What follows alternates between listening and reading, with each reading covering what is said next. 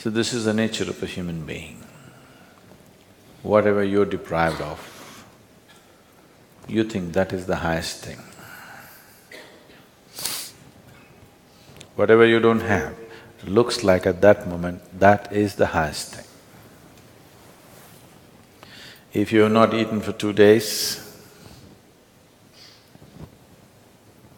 food will be God, yes or no? No? Yes. If you don't understand this, close your mouth, hold your nose like this for 2 minutes.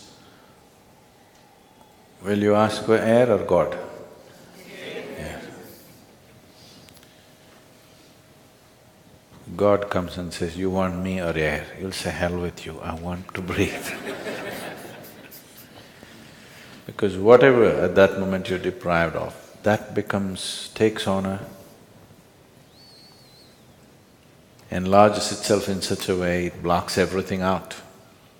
Or in other words, when you're in any state of compulsiveness, you don't see anything the way it is, it gets exaggerated.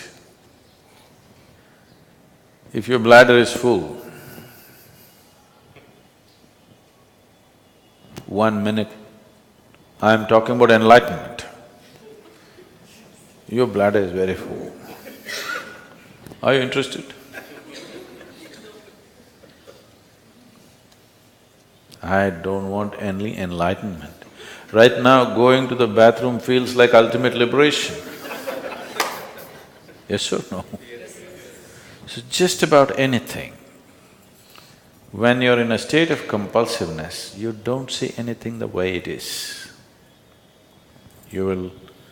Life will get distorted to make you think that that is it at that moment. So like this, human life passes from one compulsive state to another, never allowing yourself that little bit of space where you could see things the way they are. If you do not even see life the way it is, can you handle it the way it needs to be handled? It doesn't arise, isn't it? If you don't see things the way they are, you can never handle it the way it needs to be handled. Because of this, in many ways, individual human lives and whole societies have become distorted humanity. When I say distorted, it's normal, I mean normal.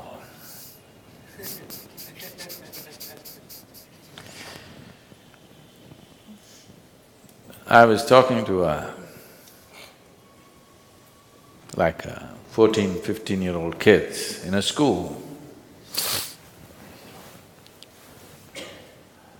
and I couldn't believe that I was talking to about 11, 12 of them, young boys and girls. And something came up and I was just asking them what are they going to do next because they were in their 10th standard or something. They're only talking about finding a job and earning a living.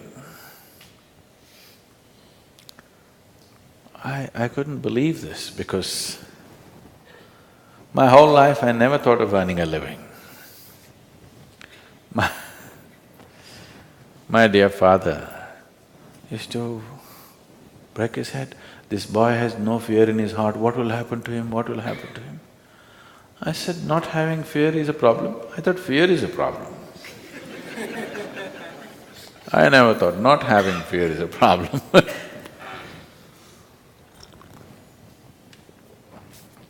So, according to the dictates of the divine, I was supposed to become a doctor because my father is a doctor. At the age of 10, I told him, no, that's one thing I'm not going to be, I'm not going to be a doctor. But every day somebody is trying to work on me, you must become a doctor, you must become a doctor. Indian family, you must become a doctor. If you cannot… Of course, now they've all shifted to software. I was I was… I was in Chicago just 8 days… just 2 days ago I came to India. So 1 week ago, 8 days ago, I was in Chicago. And an Indian person came and I asked, okay, what are you doing? What else, Sadhguru? That means he's a software engineer.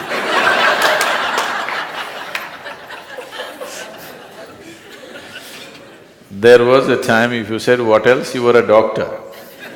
Now if you say what else, it means you're a software engineer. It is not because they're phenomenally interested in human physiology they became doctors, not because they have an electronic this thing they became a software engineer, just to earn a living. Is it not important? I'm not saying it's not important, all I'm saying is, even an ant, which is 1/1,000,000th of your brain, is capable of earning a living. What's your problem with such a big brain? Why I'm saying this is, this idea, this horribly limiting idea has been imposed into our youth that you must earn a living and that's the biggest thing. With this big brain, earning a living is actually a problem on this planet. I know everybody's been conditioned to believe that. It is not so, I'm telling you. It is not so. Earning a living is a petty thing for human consciousness, but unfortunately, whole humanity is investing all its energies and intelligence in just earning a living. If this one thing does not change in the world, that… I'm not saying one should not, all I'm saying is, it need not occupy the entirety of human consciousness to earn a living. If you put one little finger to work, it'll earn a living. It's capable, this is capable of that.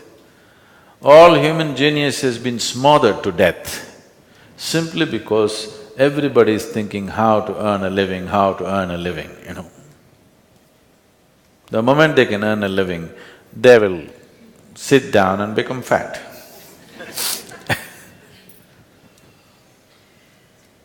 You must be saying, what can I do with this life, isn't it? Yes? You must be saying, what is the greatest thing I can do with this life? Because one day you'll fall dead, do you know?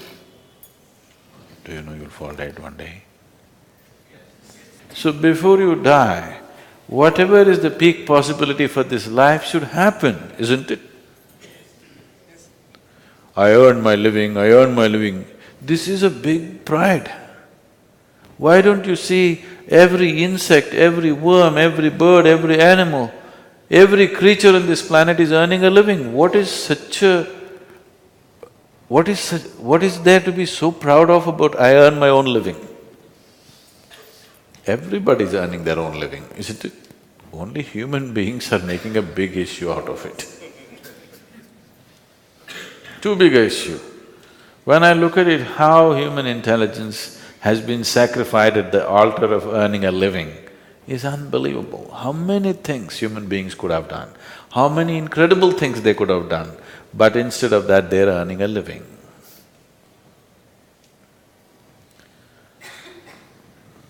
So it's very, very important. I'm just thinking we should start a wave, particularly in schools and colleges, that earning a living is a damn little thing. It is not the prime of your life. With one little finger you can earn a living. With this big brain, when an ant can earn its living, this big brain, should it struggle to earn a living? That has become a problem because you want to be like somebody else, isn't it? You want to be like somebody else, that enslaves you. And once you're into this chakra, nothing else is possible, it just keeps you going and going and going endlessly. Now this possibility of… This simple thing called yoga is not about twisting your body, it's not about getting fit, it's not about getting healthy. All these things nature will do for you, if only if you live in tune with it. This is about understanding the geometry of the cosmos through the geometry of your own system. I'm calling this a geometry because cosmos is a geometry, isn't it? Planet Earth is going around the sun. What is it? A diesel powered? You think a big diesel engine is pushing it? If it was, the roar of that engine would have killed us. Just the perfection of geometry, it just keeps going and going and going, isn't it? You've seen those perpetual machines? Have you seen those little ones? If you just do it like this, for years on end it's going. So this is just that, it's a perfection of geometry which keeps it going and going and going. The whole universe is geometrically perfect, that's why it stays there, otherwise it wouldn't. And if you learn to hold your body in a certain way, if the geometry of your body is in alignment with the geometry of the rest of the creation, suddenly you will find there is a rapport which will allow you can download the whole cosmos into this one. This is not a tiny little… If you simply like this, if you live, you're just a piece of flesh and bone. If you just get it right, suddenly this is something else. Probably these days, you don't have this experience anymore because you got all Tata Sky, dish net and all that stuff.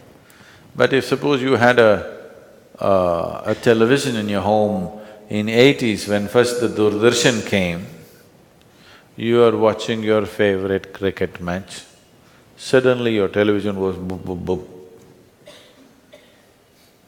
Then you climb up the terrace and there is one aluminum contraption. If you do like this, nothing will come. If you do like this, nothing will come. You just get it to the right place. The world pours into your sitting room. This is just like that. If you learn to just hold it right, the whole cosmos will pour into you. So, this is engineering yourself. It does not mean engineering yourself to breathe little better, to be little more healthy, no. This is about realizing the full potential of what it means to be human.